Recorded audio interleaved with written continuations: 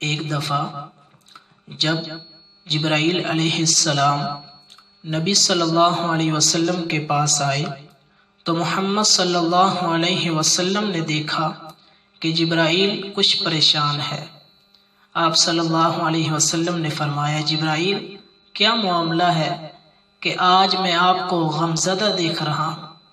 جبرائیل امین نے عرض کی، ہے اللہ کے رسول صلی اللہ علیہ وسلم، آج میں اللہ تعالیٰ کے حکم سے جہنم کا نظارہ کر کے آیا ہوں، اس کو دیکھنے سے مجھ پر غم کے آثار نمودار ہوئے ہیں۔ نبی صلی اللہ علیہ وسلم نے فرمایا، جبرائیل مجھے بھی جہنم کے حالات بتاؤ۔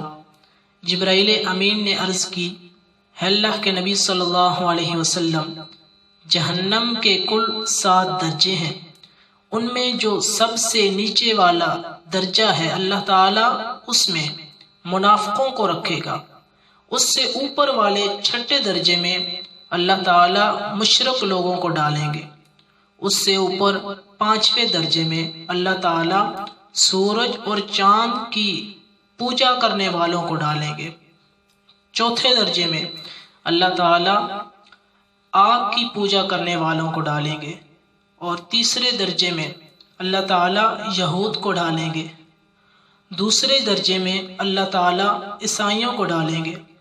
یہ کہہ کر حضرت جبرائیل علیہ السلام خاموش ہو گئے تو نبی کریم صلی اللہ علیہ وسلم نے پوچھا، جبرائیل آپ خاموش کیوں ہو گئے؟ مجھے بتاؤ کہ پہلے درجے میں کون ہوگا؟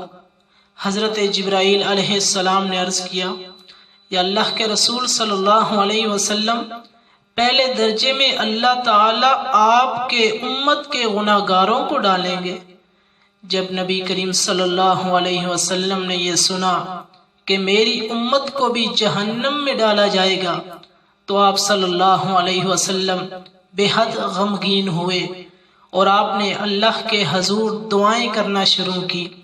3 دن ایسے گزرے کہ اللہ کے محبوب صلی اللہ علیہ وسلم مسجد میں نماز پڑھنے کے لیے تشریف لاتے، نماز پڑھ کر حجرے میں تشریف لے جاتے اور دروازہ بند کر کے اللہ کے حضور رو رو کر فریاد کرتے۔ صحابہ کرام حیران تھے کہ نبی کریم صلی اللہ علیہ وسلم پہ یہ کیسی کیفیت طاری ہوئی ہے، مسجد سے حجرے جاتے ہیں، گھر بھی تشریف لے کر نہیں جا رہے۔ جب 3را دن ہوا تو سیدنا حضرت ابو بکر صدیق رضی اللہ تعالی عنہ سے رہا نہیں گیا، وہ دروازے پر آئے، دستک دی اور سلام کیا، لیکن سلام کا جواب نہیں آیا۔ آپ صلی اللہ علیہ وسلم، آپ رضی اللہ تعالی عنہ روتے ہوئے سیدنا عمر فاروق رضی اللہ تعالی عنہ کے پاس آئے اور فرمایا کہ میں نے سلام کیا لیکن سلام کا جواب نہیں پایا، لہٰذا آپ جائیں، آپ کو ہو سکتا ہے اللہ کے نبی صلی اللہ علیہ وسلم سلام کا جواب دے دیں۔ حضرت عمر فاروق رضی اللہ تعالیٰ عنہ گئے تو آپ نے 3 بار سلام کیا لیکن جواب نہ آیا۔ حضرت عمر فاروق رضی اللہ تعالیٰ عنہ نے حضرت سلمان فارسی کو بھیجا لیکن پھر بھی سلام کا جواب نہ آیا۔ حضرت سلمان فارسی رضی اللہ تعالیٰ عنہ نے واقعے کا تذکرہ حضرت علی رضی اللہ تعالیٰ عنہ سے کیا۔ انہوں نے سوچا کہ جب اتنے عظیم شخصیات کو سلام کا جواب نہ ملا تو مجھے بھی خود نہیں جانا چاہیے، بلکہ مجھے ان کی نور نظر بیٹی حضرت فاطمہ رضی اللہ تعالی عنہا کو اندر بھیجنی چاہیے۔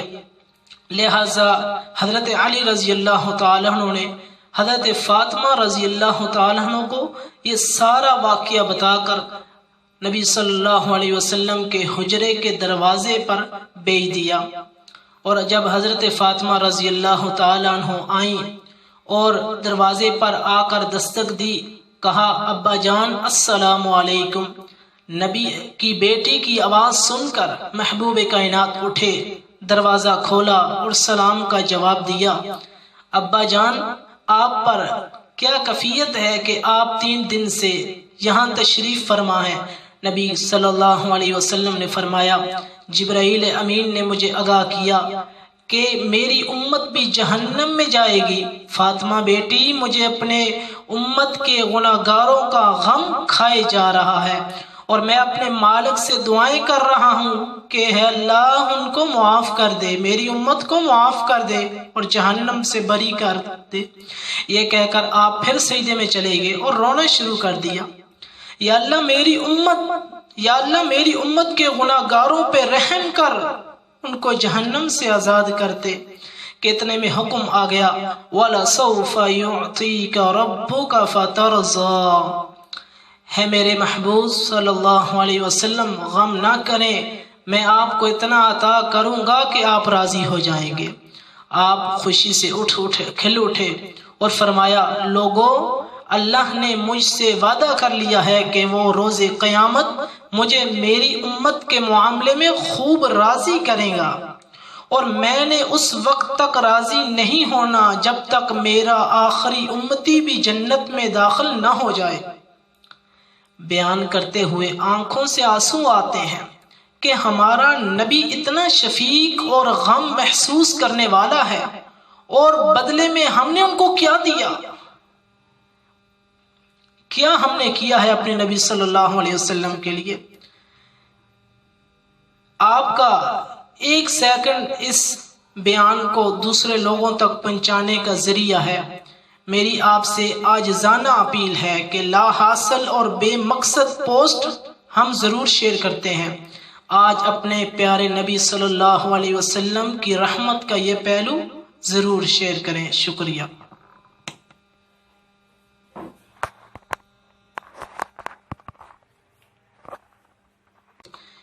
ایک دفعہ جب